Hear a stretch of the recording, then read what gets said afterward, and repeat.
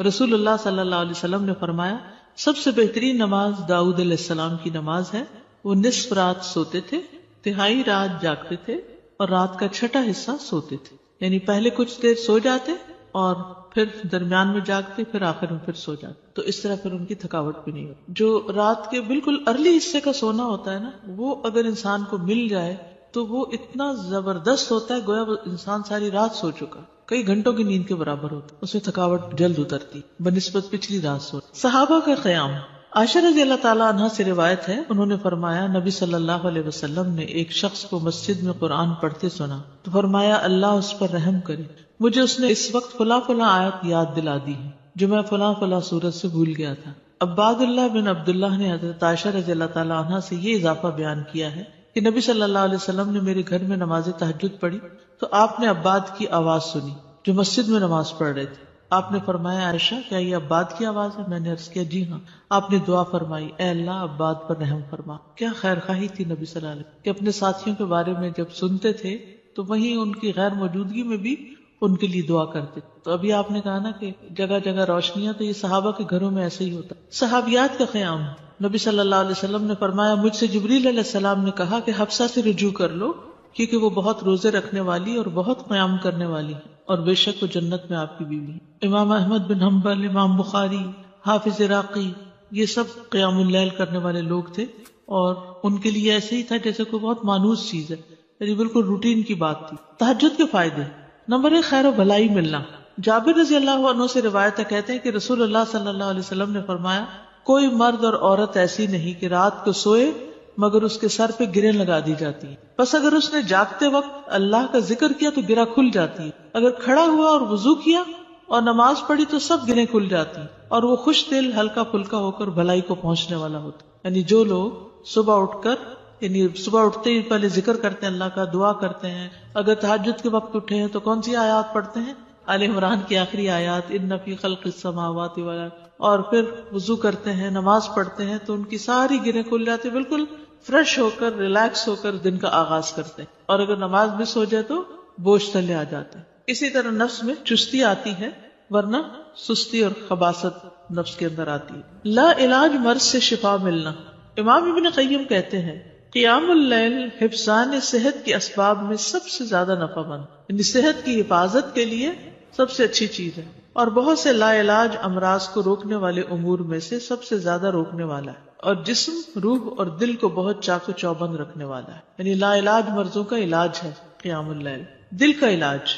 یحییٰ ابن معاذ کہتے ہیں دل کا علاج 5 چیزوں میں ہے. نمبر 1 تدبر کے ساتھ قرآن پڑھنا. نمبر 2 پیٹ کو خالی رکھنا, یعنی بہت زیادہ نہ کھانا. نمبر 3 قیام اللیل. نمبر 4 سحری کے وقت اللہ کے سامنے عاجزی اور انکساری کرنا. نمبر 5 نیک لوگوں کی مجلس میں بیٹھنا. دل کو خوشی ملنا.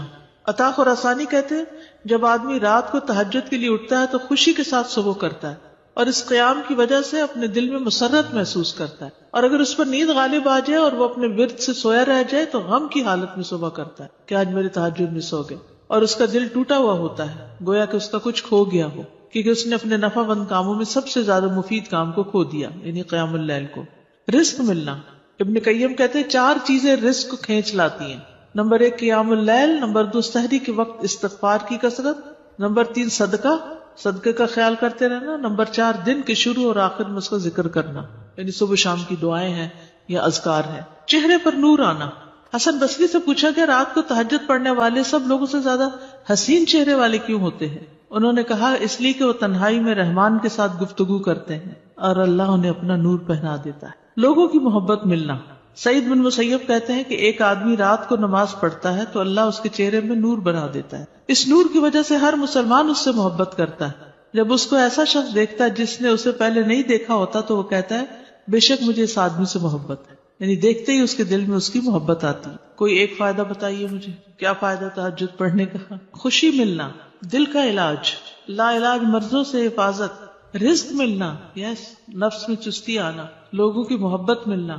چڑچڑا پن دور ہوتا ہے, برداشت پیدا ہوتی ہے. تو جس میں برداشت پیدا ہو جائے تو پھر بہت سے اس کے دوست بن جاتے ہیں. اب دیکھیے کہ پچھلی پہر رات کو اٹھ کے صاف ستھرا ہو کے, نبی صلی اللہ علیہ وسلم کا طریقہ کیا تھا کہ آنکھ کھلتے مسواک کرتے تھے. مسواک کیا, صاف ستھرے ہوئے, پاک ہوئے, اور پھر آپ طویل قیام کرتے. اب کیا کہتے ہیں, کھڑے ہو کے آفس میں کام کریں, اسٹینڈنگ آفیسز بن رہے ہیں, یعنی قیام کی حالت میں کمپیوٹر استعمال کرے. تو یہ قیام اگر کسی نے صبح صبح ہی کر لیا ہو, اور پھر نبی صلی اللہ علیہ وسلم کے قیام جتنا ہی ان کا رکوع بھی ہوتا تھا, اتنی دیر آپ جھکے ہوئے, اتنی دیر آپ کا سر سجدے میں پڑا ہوا, صحت ہی صحت ہے, ایکسرسائز ہی ایکسرسائز. فجر سے تھوڑی دیر پہلے اٹھ کے قیام کرنا, میں نے کسی لیکچر میں یہ سنا تھا کہ مطلب ٹھیک ہے آپ یہ تو کرتے ہیں, لیکن یہ بیسیکلی وہ قیام اللیل نہیں ہے, یہ کچھ اور ہی چیز ہے. ایسا کچھ نہیں. دیکھیے یہ اور کیا ہے, مطلب ان کا کہنے کا مطلب یہ تھا کہ ہم جیسے یہ سست لوگوں کے لیے ہے کہ اچھا چلو فجر سے ذرا سا پہلے اٹھ کے کر لیا, ورنہ بیسیکلی رات کی ڈیپ میں اٹھیں اور اس وقت کریں. وہ تو بالکل ٹھیک ہے. جیسے بہترین قیام جو ہے وہ داؤد علیہ السلام کا ہے, جو اٹھتے تھے پھر پڑھتے تھے پھر لیٹ جاتے تھے, آدھی رات کے بعد اٹھتے تھے, پھر ایک تہائی کے بعد پھر وہ چھٹا حصہ جو تھا پھر دوبارہ سو جاتے تھے. لیکن یہ کہ عشاء کے ساتھ بھی ایکسٹرا نوافل سے بھی چاہے نہ بھی سوئے وہ بھی قیام ہوتا ہے. یعنی رات کے نوافل چاہے اول حصے میں پڑھ لیں, چاہے درمیان میں, چاہے آخر میں.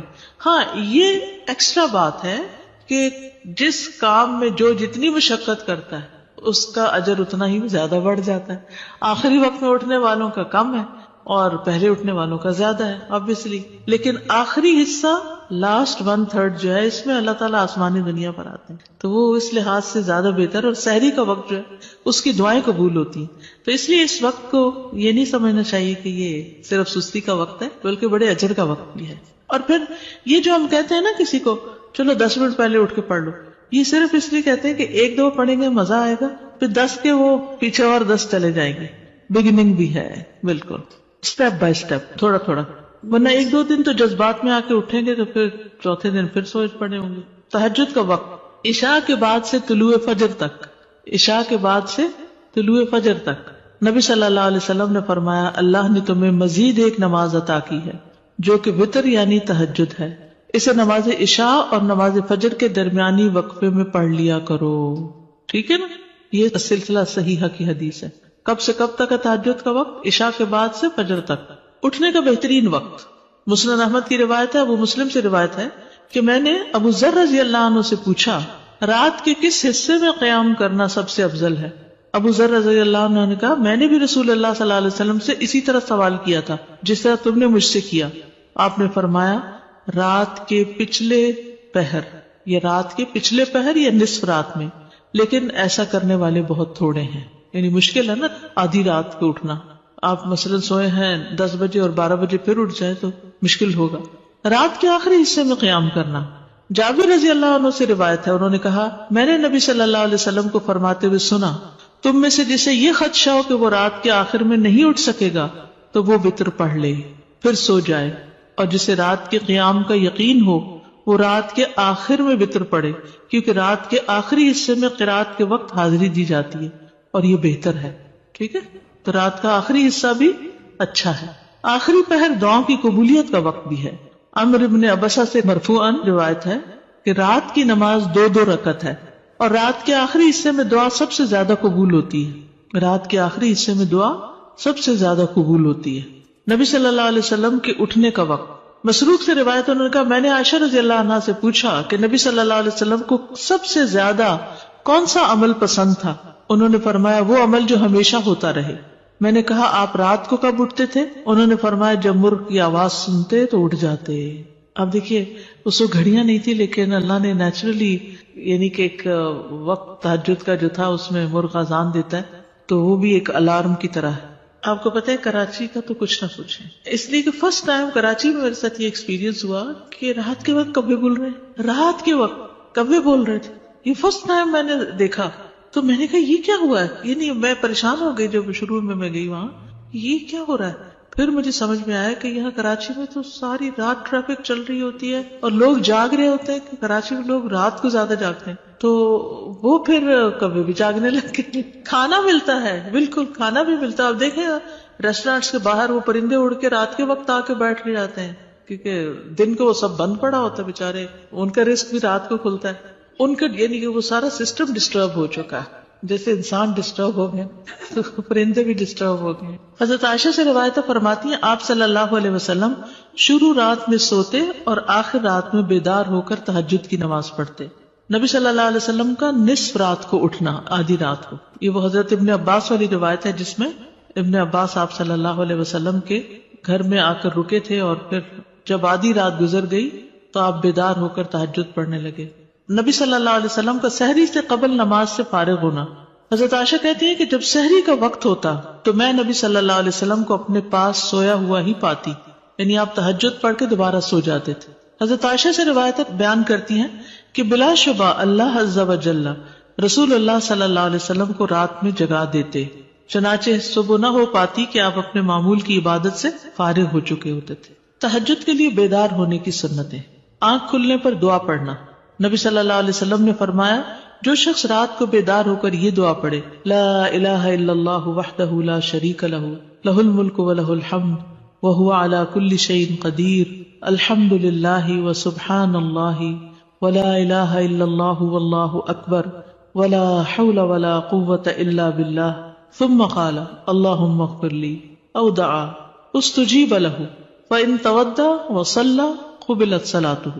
نبی صلی اللہ علیہ وسلم نے فرمایا جو شخص رات کو بیدار ہو کر یہ دعا پڑھے لا الہ الا اللہ آخر تک اور پھر کہے اللہم اغفر لی، اے اللہ میری مغفرت فرما، یا کوئی اور دعا کرے جو اس کی دعا ہے تو اس کی دعا قبول ہوتی ہے.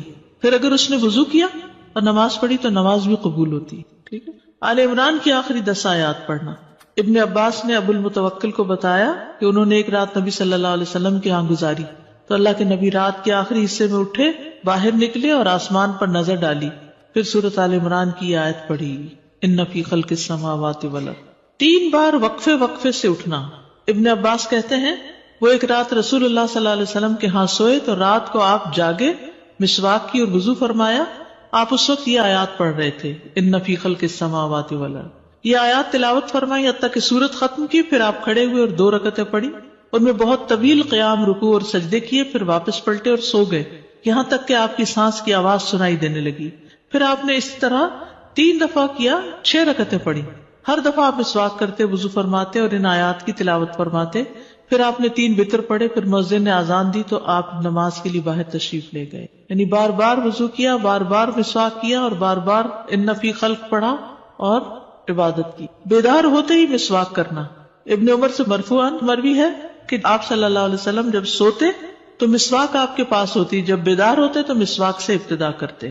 اسی طرح جب آپ تہجد کے لیے کھڑے ہوتے تو اپنا منہ مسواک سے اچھی طرح صاف کرتے.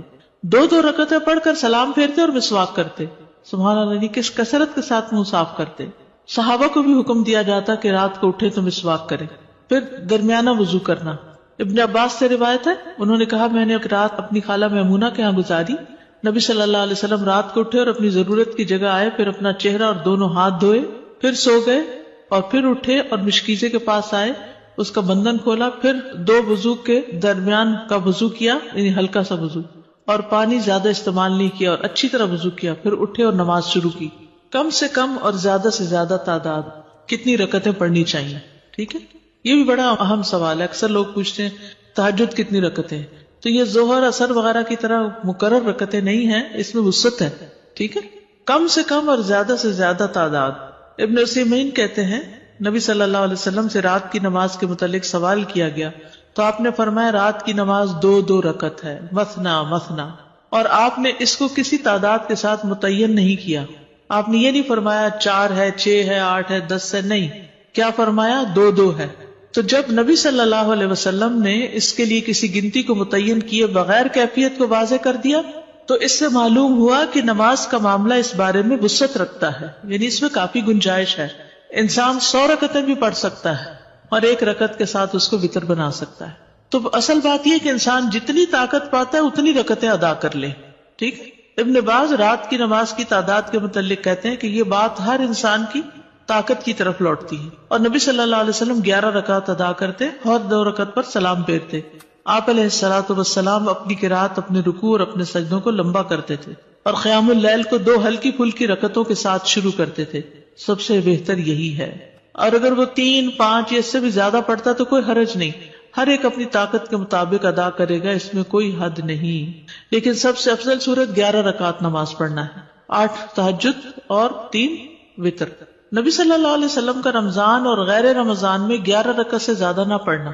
ابو سلمہ بن عبد الرحمن سے روایت ہے، انہوں نے عائشہ رضی اللہ تعالی عنہا سے پوچھا، اور یہ صحیح مسلم کی روایت ہے، کہ رمضان میں رسول اللہ صلی اللہ علیہ وسلم کی نماز کیسے ہوتی تھی؟ انہوں نے جواب دیا، رسول اللہ صلی اللہ علیہ وسلم رمضان اور اس کے علاوہ دوسرے مہینوں میں فجر سے پہلے 11 رکعتوں سے زیادہ نہیں پڑھتے تھے. شیخ البانی کہتے ہیں کہ صحیح نص کے ذریعے رسول اللہ صلی اللہ علیہ وسلم کے فعل سے قیام اللیل کی رکعات کی تعداد 11 ثابت ہے، اور جب ہم اس میں غور کرتے ہیں تو ہمارے لیے انتہائی واضح طور پہ ظاہر ہو جاتا ہے کہ آپ اپنی پوری زندگی اس گنتی پر قائم رہے، خواہ رمضان ہو یا اس کے علاوہ، آپ اس سے زیادہ نہیں پڑھتے تھے. جہاں 13 کی بات آتی ہے نا تو وہ 2 سنت فجر کی بھی شامل کر لیتے ہیں. حضرت عائشہ سے روایت ہے، نبی صلی اللہ علیہ وسلم رات کو 11 رکعتیں پڑھتے، 8 رکعتیں تہجد اور 3 وتر. کبھی 9 رکعتیں بھی پڑھی ہیں آپ نے، ٹھیک ہے، کبھی 7 رکعتیں بھی ادا کی ہیں آپ نے، اور 7 سے کم نہیں پڑھی، یعنی 6 پڑھ کے 1 وتر کیا ہے، 7 سے کم نہیں پڑھی اور 13 سے زیادہ نہیں پڑھی. رکعت کی ادائیگی کا طریقہ کیا ہے؟ 2 کر کے پڑھنا. حضرت عبداللہ بن عمر سے روایت، انہوں نے کہا، ایک آدمی نے پوچھا کہ اللہ کے رسول رات کی نماز کیسے ادا کی جائے؟ آپ نے فرمایا، رات کی نماز 2 رکعتیں ہیں، جب صبح ہونے کا اندیشہ ہو تو 1 وتر پڑھ لو. جب آپ تہجد پڑھتے تو ہر 2 رکعتوں کے بعد سلام پھیرتے اور 2 ہلکی رکعتوں سے آغاز کرتے. زید بن خالد جوہنی سے روایت ہے، انہوں نے کہا، میں آج رسول اللہ صلی اللہ علیہ وسلم کی نماز کا مشاہدہ کروں گا، یعنی رات کی نماز کا. میں نے دیکھا کہ آپ نے 2 ہلکی رکعتیں پڑھی، پھر 2 انتہائی لمبی، بہت ہی زیادہ لمبی رکعتیں ادا کی، پھر 2 رکعتیں پڑھی جو ان 2 لمبی رکعتوں سے ہلکی تھی، پھر 2 پڑھی جو پہلے والوں سے کم تھی، پھر 2 پڑھی جو اپنے پہلی والی رکعتوں سے کم تھی، پھر 2 رکعتیں پڑھی جو اپنی پہلی والی رکعتوں سے کم، پھر وتر ادا کیا. یعنی سب سے پہلے 2 ہلکی، پھر 2 خوب لمبی، پھر 2 اس سے کچھ کم، پھر اس سے کم، پھر اس سے کم، پھر اس سے کم. لیکن آپ کی یہ جو رکعتیں تھی بہت خوبصورت اور بہت طویل ہوتی تھی. حضرت عائشہ کہتی ہیں، ان کی خوبصورتی اور ان کی طوالت کے بارے میں مت پوچھو. پھر 4 رکعتیں پڑھتے، ان کے حسن، ان کی طوالت کے بارے میں نہ پوچھو. پھر 3 رکعتیں پڑھتے، یعنی 4 کے بعد تھوڑا سا بیچ میں وقفہ، پھر لمبے سجدے کرتے تھے. حضرت عائشہ کہتی ہیں کہ رسول اللہ صلی اللہ علیہ وسلم رات کو 11 رکعت پڑھتے تھے، یہ آپ کی رات کی نماز تھی. اس میں آپ اتنا طویل سجدہ کرتے کہ اپنا سر اٹھانے سے پہلے تم میں سے کوئی 50 آیتیں پڑھ لے. تہجد میں قرات، لمبی قرات کی فضیلت صحیح مسلم میں ہے. جابر رضی اللہ عنہ سے روایت ہے، انہوں نے کہا کہ رسول اللہ صلی اللہ علیہ وسلم نے فرمایا، فضیلت والی نماز وہ ہے جس میں قیام لمبا ہو، یعنی دیر تک کھڑے رہے. 10 آیات کی تلاوت کا اجر. رسول اللہ صلی اللہ علیہ وسلم نے فرمایا، جس شخص نے 10 آیتوں سے قیام کیا وہ غافلوں میں سے نہیں لکھا جاتا. 100 آیات کی تلاوت کا اجر. رسول اللہ صلی اللہ علیہ وسلم نے فرمایا، جس نے 100 آیات کے ساتھ قیام کیا وہ فرما برداروں میں سے لکھا جاتا ہے. رسول اللہ صلی اللہ علیہ وسلم نے فرمایا، جس نے رات کی نماز میں 100 آیات کی قرات کی اسے غافلین میں نہیں لکھا جاتا اور اسے فرما برداروں میں لکھ لیا جاتا ہے. 1000 آیات کی تلاوت کا بے انتہا اجر. رسول اللہ صلی اللہ علیہ وسلم نے فرمایا، جو 1000 آیات سے قیام کرے وہ بے انتہا ثواب جمع کرنے والوں میں لکھا جاتا ہے. مقنطرین کا لفظ آتا ہے. نبی صلی اللہ علیہ وسلم کی قرات. آپ صلی اللہ علیہ وسلم کی تہجد میں قرات مختصر ہونے یا لمبی ہونے کے اعتبار سے مختلف ہوتی تھی. کبھی آپ ہر رکعت میں یا ایھا المزمل کی مقدار کے مطابق قرات کرتے تھے، اور یہ 20 آیات والی سورت ہے، ٹھیک ہے. کبھی آپ ہر رکعت میں کیا پڑھتے؟ یا ایھا المزمل 20 آیات والی. کبھی 50 آیات کے برابر قرات کرتے تھے، اور کبھی کبھی سورۃ البقرہ اور آل عمران اور النساء بھی. تو اس سے ہی پتہ چلتا ہے کہ اس میں کوئی لگا بندہ قاعدہ نہیں کہ اتنی ضرور قرات کی جائے، حسب حالت کم یا زیادہ کی جا سکتی ہے، لیکن obviously جتنی جتنی کریں گے پھر اس کا اجر اتنا ہی مختلف ہو جائے گا. نبی صلی اللہ علیہ وسلم کا قیام لمبا ہوتا تھا. عبداللہ بن مسعود سے روایت ہے، وہ کہتے ہیں، میں نے ایک رات نبی صلی اللہ علیہ وسلم کے ہمراہ تہجد پڑھی تو آپ کافی دیر کھڑے رہے، حتیٰ کہ میں نے ایک برے کام کا ارادہ کیا. ہم نے کہا، آپ کا کیا ارادہ تھا؟ انہوں نے فرمایا، میں نے یہ ارادہ کیا کہ میں نبی صلی اللہ علیہ وسلم کو قیام میں چھوڑ کر خود بیٹھ جاؤں. تھک گئے ہوں گے. ایک ہی آیت کی مسلسل تکرار. حضرت عائشہ سے مروی ہے، انہوں نے کہا کہ نبی صلی اللہ علیہ وسلم نے ایک رات قرآن کی ایک ہی آیت سے قیام کیا، یعنی ایک آیت بار بار پڑھتے رہے، بار بار پڑھتے رہے. اور وہ کیا آیت تھی؟ ان تعذبهم فانہم عبادک وان تغفر لهم فانک انت العزیز الحکیم. اگر تو ان کو سزا دے تو بے شک وہ تیرے ہی بندے ہیں، اور اگر تو معاف کر دے تو بے شک تو ہی غالب بڑی حکمت والا ہے. یعنی یہ تو تجھ پر، یعنی کہ ایک طرح سے رحم ہی کی درخواست کر رہے ہیں کہ تیرے بندے ہیں، تو رحم فرما دے ان پر. اسی طرح سورۃ الاخلاص کی تکرار، بار بار ایک ہی سورت. پھر اسی طرح جہری اور سری دونوں طرح سے قرات کرنا جائز ہے. آپ چاہیں تو تہجد میں بلند آواز سے تلاوت کریں، چاہیں تو دل میں پڑھیں. غزیف بن الحارث سے روایت ہے کہ میں نے عائشہ رضی اللہ تعالی عنہا سے کہا، کیا آپ نے دیکھا کہ رسول اللہ صلی اللہ علیہ وسلم قرآن اونچی آواز سے پڑھتے تھے یا خاموشی سے؟ فرمایا کبھی اونچی آواز سے پڑھتے، کبھی دھیمی آواز سے. میں نے کہا اللہ اکبر، تمام تعریف اللہ کے لیے جس نے اس معاملے میں وسعت رکھی. اب یہ اختلاف نہیں، کیا ہے؟ وسعت ہے. ابو ہریرہ سے روایت ہے، وہ بیان کرتے ہیں کہ نبی صلی اللہ علیہ وسلم رات کو کبھی بلند آواز سے اور کبھی دھیمی آواز سے قرات کرتے. ابن عباس کہتے ہیں کہ نبی صلی اللہ علیہ وسلم کی قرات اس قدر بلند ہوتی کہ صحن میں بیٹھا آدمی سن سکتا تھا جب آپ گھر میں یعنی کمرے میں ہوتے تھے. حضرت عائشہ سے مروی ہے کہ ایک شخص رات کو اٹھا اور قرات کرنے لگا. اس نے اپنی آواز بلند رکھی. جب صبح ہوئی تو رسول اللہ صلی اللہ علیہ وسلم نے فرمایا اللہ فلاں پہ رحم فرمائے، اس نے رات مجھے کتنی ہی آیتیں یاد دلا دی جو میں بھول چکا تھا. تو بعض اوقات اونچی قرات سے دوسرے لوگوں کو فائدہ ہو جاتا ہے جو آس پاس ہوتے ہیں. درمیانی آواز میں قرات. ایک رات نبی صلی اللہ علیہ وسلم نکلے اور ابو بکر رضی اللہ عنہ کے پاس سے گزرے. وہ نماز پڑھ رہے تھے اور ان کی آواز دھیمی تھی. راوی کہتے ہیں اور آپ عمر بن خطاب کے پاس سے گزرے، وہ بھی نماز پڑھ رہے تھے، ان کی آواز بہت بلند تھی. کہتے ہیں جب وہ دونوں نبی صلی اللہ علیہ وسلم کے پاس اکٹھے ہوئے تو آپ نے فرمایا اے ابو بکر، میں تمہارے پاس سے گزرا، تم نماز پڑھ رہے تھے اور تمہاری آواز دھیمی تھی.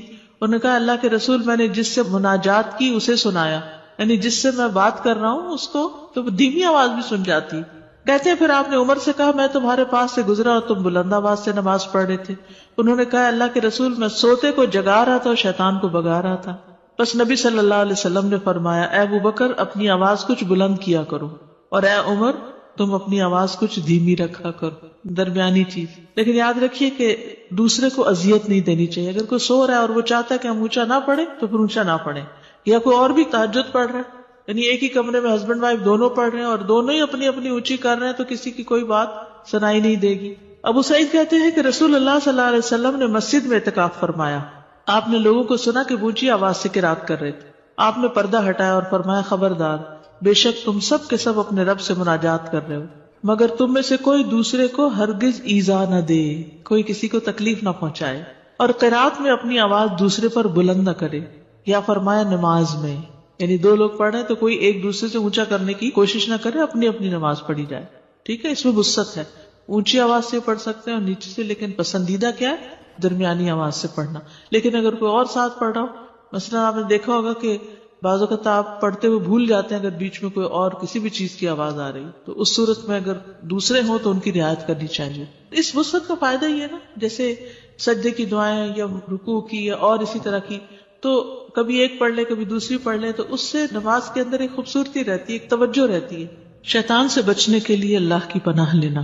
ابو سعید خدری بیان کرتے ہیں کہ رسول اللہ صلی اللہ علیہ وسلم جب رات کو قیام فرماتے تو اللہ اکبر کہتے، پھر سبحانک اللہم و بحمدک و تبارک اسمک و تعالی جدک و لا الہ غیرک کہتے، پھر 3 بار لا الہ الا اللہ کہتے، 3 بار اللہ اکبر کبیرہ کہتے. اس کے بعد اعوذ باللہ السمیع العلیم من الشیطان الرجیم من ہمزہ و نفخہ و نفثہ پڑھتے. بخشش طلب کرنا. ربیعہ الجرشی سے روایت ہے، کہتے ہیں کہ ایک مرتبہ میں نے عائشہ رضی اللہ عنہا سے سوال کیا تو میں نے کہا کہ رسول اللہ صلی اللہ علیہ وسلم جب رات کو قیام کرتے تو کس چیز سے آغاز فرماتے؟ انہوں نے کہا کہ آپ 10 مرتبہ اللہ اکبر کہتے، 10 بار سبحان اللہ، 10 بار لا الہ الا اللہ، 10 بار استغفر اللہ، اور 10 مرتبہ یہ دعا اللہم اغفر لی واہدنی وارزقنی، اور پھر 10 بار یہ دعا اللہم انی اعوذ بک من الضیق یوم الحساب، دنیا کی تنگی سے دعا مانگنا. شریک حوزنی کہتے کہ میں ام المومنین عائشہ رضی اللہ عنہا کے پاس گیا اور ان سے پوچھا کہ رسول اللہ صلی اللہ علیہ وسلم جب رات کو اٹھتے تو کس چیز سے ابتدا کرتے؟ انہوں نے کہا تحقیق تو نے مجھ سے ایسا سوال کیا جس کے متعلق تجھ سے پہلے مجھے کسی نے نہیں پوچھا.